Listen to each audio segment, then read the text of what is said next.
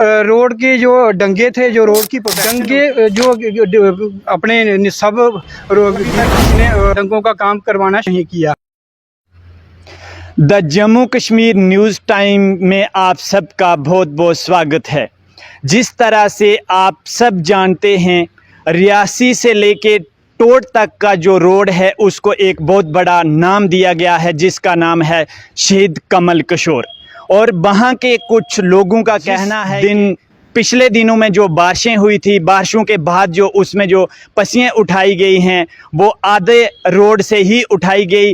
गाड़ी जो क्रॉस होना काफ़ी मुश्किल है और लोग जो हैं वो बार बार इस बात पे चर्चा कर रहे हैं कि जहाँ पे जो मशीनें भेजी गई थी उन्होंने प्रॉपर तरीके से रोड को साफ़ नहीं किया है। और इसी बात पे आज हम चर्चा करेंगे। रोमेश सिंह जी देवीगढ़ से हैं, तहसील बमाग के रहने वाले हैं, और उनसे हम इस बात के ऊपर चर्चा करेंगे क्या सच में वहाँ पे जो लोग कह रहे हैं वही बात है, जहाँ प्रॉपर तरीके से उस रोड को साफ़ किया गया है। रोमेश जी, आपका हमारे चैनल में बहुत बहुत स्वागत है। लोगों का कहना है रोड जो ग्राम मोड़ से देवीगढ़ सुकाल घाटी और दो जिलों है कनेक्ट करता है, जैसा कि डिस्ट्रिक्ट उधमपुर के साथ भी वो रोड मिलता है और रियासी से तो देवीगढ़ सुकाल घाटी तक जाता ही है। लेकिन कुछ लोगों का कहना है कि जो बारिशों के बाद जो रोड क्लियर किया गया था, कुछ डंगे वगैरह जो हैं वो स्लाइड हुए हैं, वो भी मतलब वैसे के वैसे ही हैं, और जो बीच में पसियाँ पड़ी हैं वो प्रॉपर तरीके से नहीं उठाई गई। आपका क्या कहना है इस बात पर? सबसे पहले तो मैं आपका जम्मू कश्मीर न्यूज़ टाइम का अभिनंदन प्रकट करता हूं, जिन्होंने हमारी बात सुनने के लिए अपना कीमती समय निकाला। जैसे कि आपने क्वेश्चन जो हमें पूछा कि शहीद कमल किशोर रोड जो रियासी से शुरू होता है वो टोट देवीगढ़ के साथ साथ वो मोंगरी कैंथकली उधमपुर भी जाता है इधर से। तो यहाँ से जितनी भी जो अभी पीछे इतनी त्रासदी हुई तो रोड में जो लैंड स्लाइडिंग हुई है, तो स्लाइडिंग उन्होंने इतनी उठाई है कि जितनी गाड़ी सीमित हो क्रॉस करने में, लेकिन अभी भी कुछ पड़ी हुई है। साथ में रोड के जो डंगे थे, जो रोड की प्रोटेक्शन होती है, तो डंगे जो अपने सब गिर गए, वो अभी तक किसी ने डंगों का काम करवाना नहीं किया। तो बाकी डिस्ट्रिक्ट जैसे बाकी रोडों में भी डंगे गिरे हुए हैं, लेकिन वहाँ पे काम शुरू हुआ गया। तो ये कितना टाइम हो गया, कम से कम मुझे लगता है ये त्रासदी हुई है, ये कुदरत है रही, इसमें पर प्रभु भगवान ही जाने कि कैसे ये त्रासदी उन्हें की। लेकिन जो रोड के जो डंगे गिरे हुए, तो ये काम अभी तक चलना चाहिए था, क्योंकि ये आने वाले टाइम में ये हमारे लिए और मुसीबत खड़ी कर सकते हैं, क्योंकि गाड़ियों का आना जाना रहता है। गाड़ियों को सिर्फ सिंगल रोड से ही गाड़ियाँ जा सकती हैं, क्रॉसिंग नहीं कर सकती हैं। साथ में आपने कहा कि जो देवीगढ़ टू सुकाल घाटी, मैं मानता हूँ कि हैवी लैंड स्लाइडिंग वहाँ पे हुई है, लेकिन वहाँ काम भी तो चलना चाहिए था ना। रियासी एडमिनिस्ट्रेशन के समक्ष एप्लीकेशन दी हुई है, अपने रोड जो है होते हैं एक्सीडेंट उनको बताया हुआ है, लेकिन अभी तक वहाँ पे काम चालू नहीं है। बोलते हैं बन जाएगा, भाई बन तो जाएगा, कब बनेगा? काम शुरू होगा तो तब बनेगा ना, काम शुरू ही नहीं हुआ तो बनेगा कैसे? इस समय जो सुकाल घाटी के लोग हैं उनका जो रियासी डिस्ट्रिक्ट के साथ आना जाना कैसे हो रहा है? सुकाल घाटी के लोगों का जो आना जाना आपने पूछा, तो वो पैदल मार्च कर रहे हैं। वो पहले देवीगढ़ से जाते, लेकिन आज जैसे जो उधमपुर वाला रोड बना हुआ है, तो वो कोठरी में आगे जाके वहाँ पे गाड़ी रुकती है, तो उधर से जाते हैं वो अपने सुकाल घाटी में। देवीगढ़ में तो उनको थोड़ा लंबा पड़ जाता है, वहाँ पे शॉर्ट पड़ जाता है। तो अभी सुनने में आ रहा है, हमारे जो प्रतिनिधि हैं वो कुछ कहते हैं कि ये बड़ा लंबा टाइम लगेगा इसको। भाई लंबा टाइम तो लगेगा, काम चालू तो करवाओ, मशीनें तो लाओ। ये कह रहे हैं कि मशीनें अभी हमारे पास छोटी हैं, वो हैं, सुनने में आ रहा है। लोग कह रहे हैं कि उन्होंने उनसे कहा थी, वो बोल रहे हैं छोटी मशीनें, तो ये कितना मलबा उठाएगी, क्या करेगी? भाई बड़ी मशीन लाओ, डिपार्टमेंट के पास कमी होती है मशीनों की। अगर रोडों में पस्सियाँ गिरी हुई हैं तो डिपार्टमेंट का काम है उठाना है। लोग तो बेचारे, उन्होंने तो, कोई बीमार हो जाएगा तो वो तो पैदल उनकी मजबूरी है, आना पड़ता है।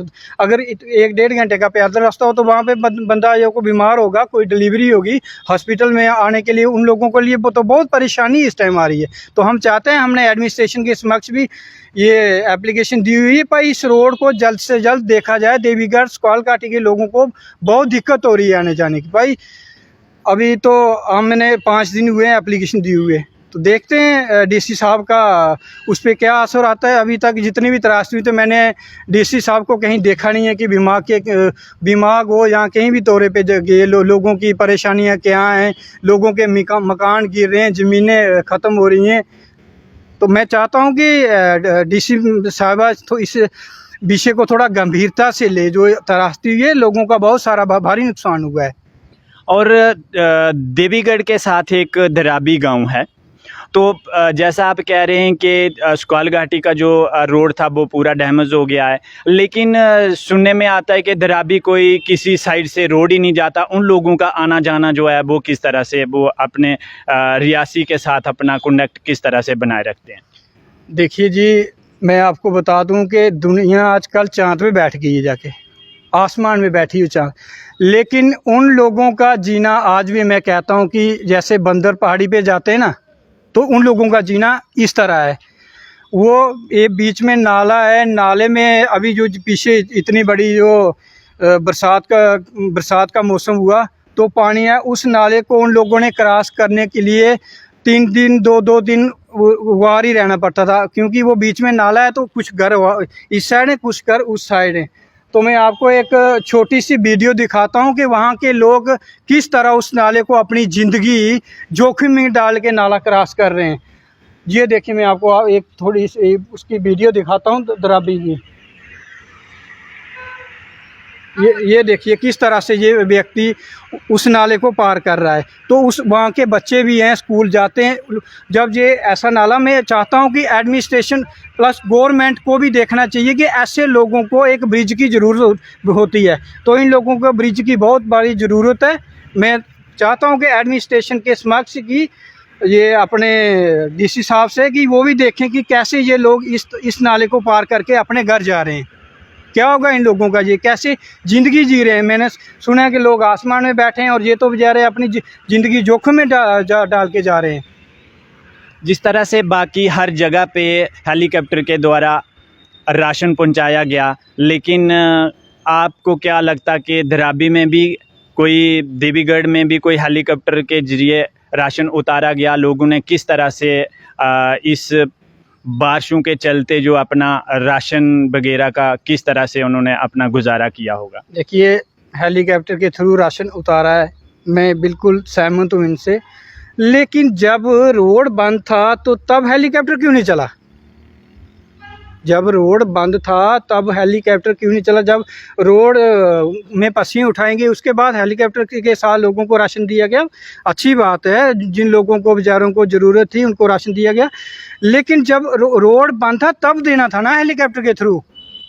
रोड खुले, उस रोड खुलने के बाद हमारे समाज सेवक सोनू ठाकुर ने तो पैदल जाके, जब रोड बंद था तो वो पैदल जाके उन्होंने सारी पंचायत, डंगा कोट, कई सारे सुजनदार, कई सारी पंचायतों में उन्होंने जिन लोगों को ज़रूरत थी उनको उन्होंने राशन प्रोवाइड किया।